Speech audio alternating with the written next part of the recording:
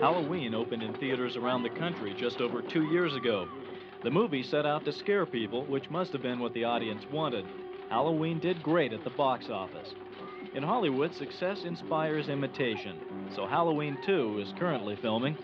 In between the original and the sequel, though, a lot of other filmmakers decided to cash in on a good thing. They may have created a new style of picture that some call women in danger. Critics Gene Siskel and Roger Ebert have been most vocal in their opposition to the trend. On public television sneak previews, both said they liked Halloween, but not what came after. It did millions of dollars worth of business, and then the sleaze merchants who came along looked at that movie and tried to put their finger on what it was about it that was so successful, and they said, well, women being chased by a killer, that's it. Let's go out and hire us some more women and some more killers and make us some money. I think that these films are some sort of primordial response by some very sick people of men saying, get back in your place, women. These women in the films are typically portrayed as independent, as sexual, as enjoying life, and the killer typically, not all the time, but most often, is a man who is sexually frustrated with these new, aggressive women. And so he strikes back at them. He throws knives at them. He can't deal with them. He cuts them up. He kills them. Get back in your place. It's against the women's movement. Not everyone agrees with Siskel's theories, including a number of women I've talked to. They say it's probably a whole lot less diabolical than a violent put-down of the women's movement and is more likely just a continuation of sexual stereotyping. And the people who make these movies and direct them say they couldn't agree more. They say, pure and simple, women make better victims. You wonder whether or not she's going to be able to escape.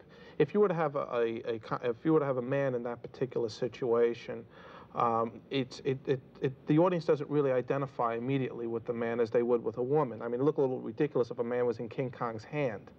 You know, it's just that the way it is. It's easy. I mean, it's a cop-out almost, because women are obviously very vulnerable targets. They're more vulnerable than a 7-foot male who weighs 300 pounds, so that you immediately engage the audience's sympathy, but at an almost juvenile level. I mean, it's almost too easy to do, and it has nothing to do with character analysis and so on.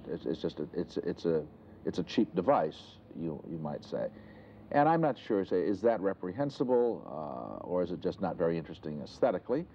The woman as victim is becoming an interesting political issue. That publicly promoted image has been attacked by at least one organized citizens group. It's WAVOW, an acronym for Women Against Violence Against Women. Originally organized in response to advertising practices, WAVOW spokespersons like USC professor Susie Curtis increasingly find themselves talking about films. We've talked to a number of directors in terms of doing this story, and the directors tend to come back with the response that the reason they use women as victims is that women make better victims than men, and it's a cinematic device to enhance the suspense in their movies. What do you think about that? We have to think about being socially responsible, and that today, where 1 out of every 3 women can expect to be sexually assaulted in her lifetime, where 1 out of every 2 women who are married can expect to be battered in some form by her husband, where every woman I know lives in fear of going out alone at night, and some who live in fear of even going out alone during the day, that it's no longer socially acceptable to use the victimization of women as an entertainment theme, to make profits off of it. It's not a fit theme for entertainment. I don't think it's anything that hasn't been done in the past.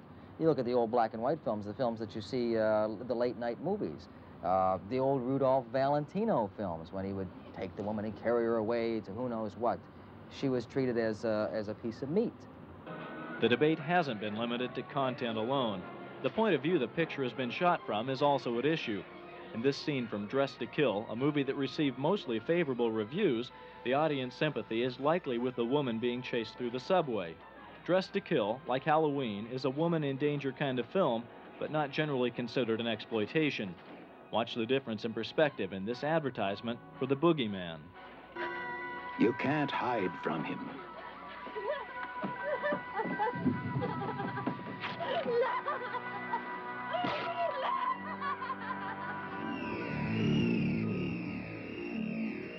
If you want to have a villain and you don't know who it's going to be, the easiest thing in the world is to put him behind the camera and just go around stalking the victim and having the victim turn to the camera and go, "Ah, it's you," and then cut away. So I think it's just an easy way of getting out of being imaginative and making the film. The fear of the audience is with the identification of the victim, not of the killer. Because we were the point of view of the shark in Jaws, does that mean we wanted to, you know, that was what we were, the audience was enjoying watching these people getting eaten by sharks? No. The audience, that's a technique, a cinematic technique to build tension for the victim, that's all. It's no statement because you put the camera in somebody's point of view that's, you know, that's who the audience is supposed to identify with. It just doesn't make any sense. Lustig's current film, Maniac, makes full use of point-of-view shots, and women are the primary targets of the killer. They may be successful, in high society women even, but one's later reduced to complete terror and usually horrible death. Maniac is billed as a movie of urban paranoia. It is explicit in its violence, so explicit it was released unrated. Women's groups protested the film too when billboards showed a woman's decapitated head hanging from the hand of a killer. Not all the victims in these murder and mayhem type movies are women, but there does appear to be a difference in how they become victims. Normally, most of the men who die just happen to be in the wrong place at the wrong time.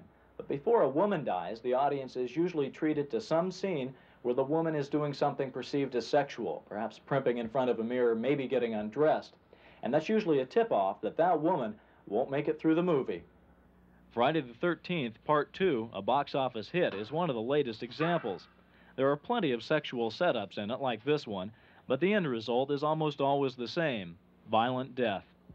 In Silent Scream, a good-looking and intelligent co-ed goes looking for an apartment, and before long, she's gagged, tied up in a closet, and threatened by some madman with a knife. It's this combination of sexuality and violence that has many students of human behavior very worried. The overt linking in the media of sex and violence for titillation purposes tends to subconsciously reinforce the notion that, first of all, that in order to be exciting and satisfying, sex has to be done in a violent context of some sort. And secondly, there's got to be a victim involved rather than sexual activity being satisfying from the point of view of tenderness, caring, love, and equality. Sex by itself is a very powerful motivation, and retaliation for helplessness is a very powerful motivation.